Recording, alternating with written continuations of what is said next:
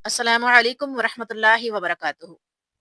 सही बुखारी हदीस नंबर 121 नबी करीम सल्लल्लाहु अलैहि वसल्लम ने उनसे हिज्जतुल विदा में फरमाया कि लोगों को बिल्कुल खामोश कर दो ताकि वो खूब सुन ले। फिर फरमाया, लोगों, मेरे बाद फिर काफिर मत बन जाना कि एक दूसरे की गर्दन मारने लगो। सही बुखारी हदीस नंबर 122 नौफ बकाली का ये ख्याल है कि मूसा अलैहिस्सलाम जो खिज़र अलैहिस्सलाम के पास गए थे, वो मूसा अलैहिस्सलाम बनी इसराइल वाले नहीं थे, बल्कि दूसरे मूसा थे। ये सुनकर इब्ने अब्बास रदियल्लाहु ताला अन्हुमा बोले कि अल्लाह के दुश्मन ने झूठ कहा है। हमसे अबी बिन काब रदियल्लाहु ताला अन्हु ने रसूलुल्लाह सल्लल्लाहु अलैहि वसल्लम से नकल किया कि एक रोज मूसा अलैहिस्सलाम ने खड़े होकर बनी इसराइल में खिताब दिया तो आपसे पूछा गया कि लोगों में सबसे ज्यादा साहिब इल्म कौन है। उन्होंने फरमाया कि मैं हूँ।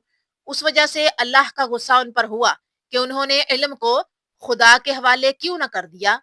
तब अल्लाह ने उनकी तरफ वही भेजी कि मेरे बंदों में से एक बंदा दरियाओं के संगम पर है, जहां फारस और रोम के समंदर मिलते हैं।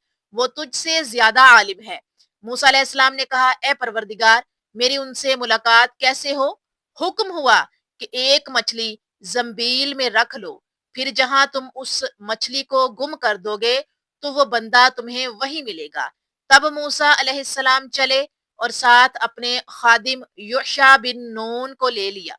उन्होंने जंबील में मछली रख ली।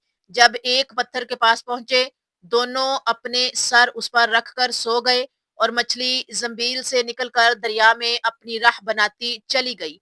और ये बात मूसा अलैहिस्सलाम और उनके साथी के लिए बेहद ताज्जुब की थी। फिर दोनों बाकी रात और दिन में जितना वक्त बाकी था चलते रहे। जब सुबह हुई, मूसा अलैहिस्सलाम ने खादिम से कहा, हमारा नाश्ता लाओ, इस सफर में हमने काफी तकलीफ उठाई है। और मूसा अलैहिस्सलाम बिल्कुल नहीं थके थे, मगर जब उस जगह से आगे निकल गए जहां तक उन्हें जाने का हुक्म मिला था, तब उनके खादिम ने कहा कि आपने देखा था कि हम सखरा के पास ठहरे थे तो मैं मछली का जिक्र भूल गया।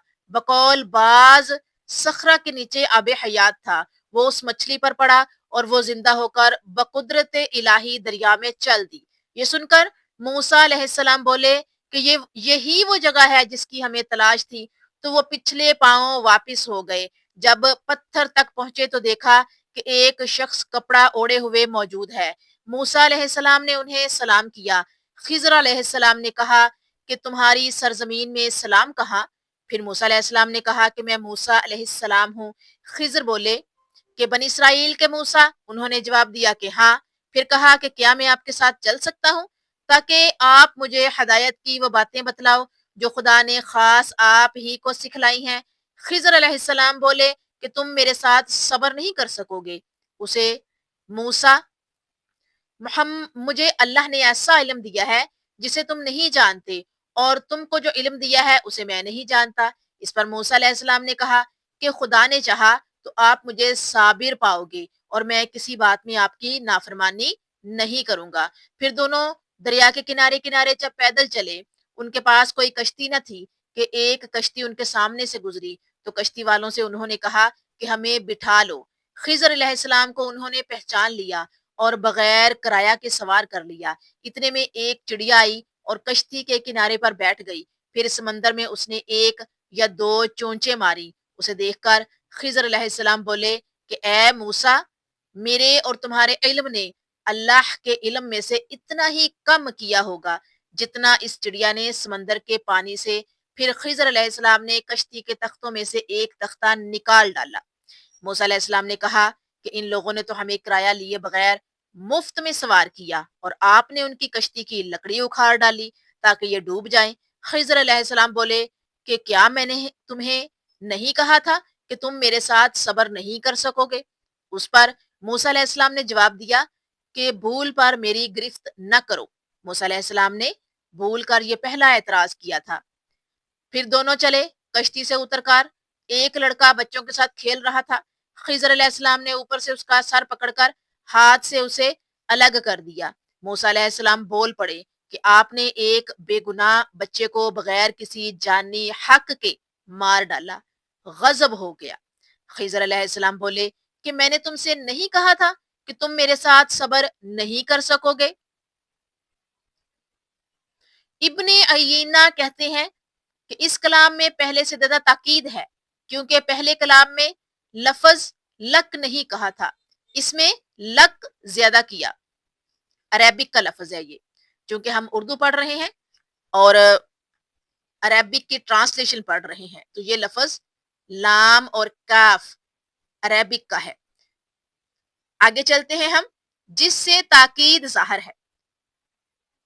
پہلے کلام میں جو لفظ نہیں تھا، دوسرے کلام میں وہ لفظ موجود ہے، زیادہ ہے، جس سے تاکید ظاہر ہے۔ پھر دونوں چلتے رہے، حتیٰ کہ ایک گاؤں والوں کے پاس آئے، ان سے کھانا لینا چاہا، انہوں نے کھانا کھلانے سے انکار کر دیا۔ انہوں نے وہیں دیکھا کہ ایک دیوار اسی گاؤں میں گرنے کے قریب تھی۔ خضر علیہ السلام نے اپنے ہاتھ کے اشارے سے اسے سیدھا کر دیا۔ موسیٰ علیہ السلام بول اٹھے کہ اگر آپ چاہتے تو گاؤں والوں سے اس کام کی مزدوری لے سکتے تھے۔ خضر علیہ السلام نے کہا کہ بس اب ہم اور تم میں جدائی کا وقت آ گیا ہے۔ جناب محبوب کبریا رسول اللہ صلی اللہ علیہ وآلہ وسلم فرماتے ہیں کہ اللہ موسیٰ علیہ السلام پر رحم کرے۔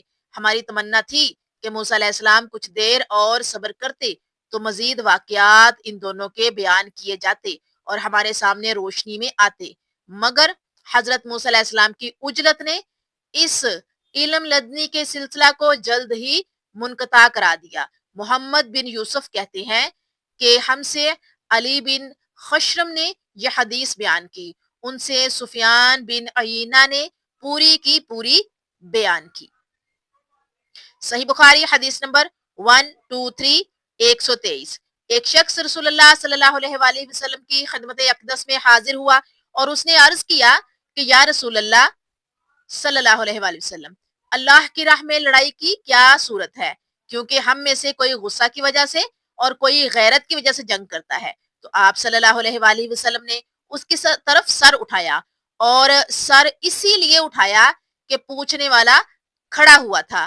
پھر آپ صلی اللہ علیہ وآلہ وسلم نے فرمایا جو اللہ کے کلمے کو سر بلند کرنے کے لیے لڑے وہ اللہ کی راہ میں لڑتا ہے۔ صحیح بخاری حدیث نمبر 124 124۔ میں نے رسول اللہ صلی اللہ علیہ وآلہ وسلم کو رمی جمار کے وقت دیکھا، آپ صلی اللہ علیہ وآلہ وسلم سے پوچھا جا رہا تھا تو ایک شخص نے عرض کیا یا رسول اللہ میں نے رمی سے قبل قربانی کر لی۔ آپ صلی اللہ علیہ وآلہ وسلم نے فرمایا اب رمی کر لو، کوئی حرج نہیں ہوا۔ دوسرے نے کہا یا رسول اللہ میں نے قربانی سے پہلے سر منڈا لیا۔ آپ صلی اللہ علیہ وآلہ وسلم نے فرمایا اب قربانی کر لو، کچھ حرج نہیں۔ اس وقت جس چیز کے بارے میں جو آگے پیچھے ہو گئی تھی آپ سے پوچھا گیا، آپ صلی اللہ علیہ وآلہ وسلم نے یہی جواب دیا اب کر لو، کچھ حرج نہیں۔ صحیح بخاری حدیث نمبر 125۔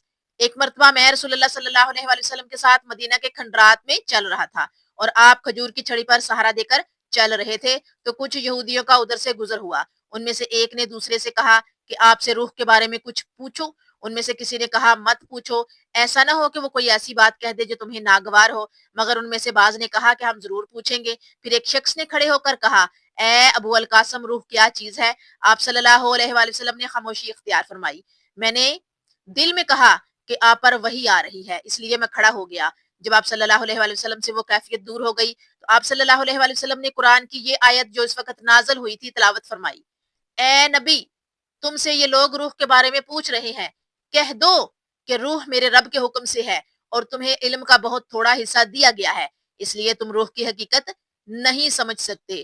اعمش کہتے ہیں کہ ہماری قرات میں وما اوتو وما اتی تم نہیں۔ جزاکم اللہ خیرہ۔